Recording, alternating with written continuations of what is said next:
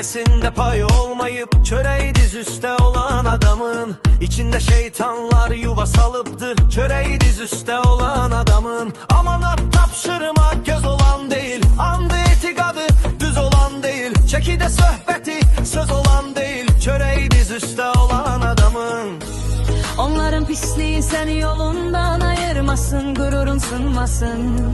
Amanatı gözün kimi sakla, sözünde terazide düz dursun. Yaltağın şirin diline yok de, vicdanın sesinle vursun.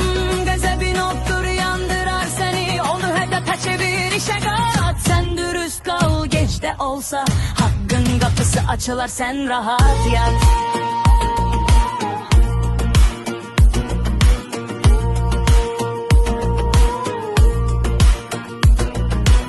Yaxşılıq görməzsən ad olana gəz, yaltağa alçağa xoş söz deyilməz. Yemək yeyilməz, çay içilməz, çöreği diz üstə olan adamın. Üzünə söz gələr, üzündən ağır, qəlbinin yanan sözündən ağır. Töhməti bol olar, özündən ağır, çöreği diz üstə olan adamın. Yönsüz bir pisliğin yönüdür onlar, aç gözün xəsisin dölüdür onlar. Dirikən ölüdür, ölüdür onlar. Çöreği diz üstə olan adamın.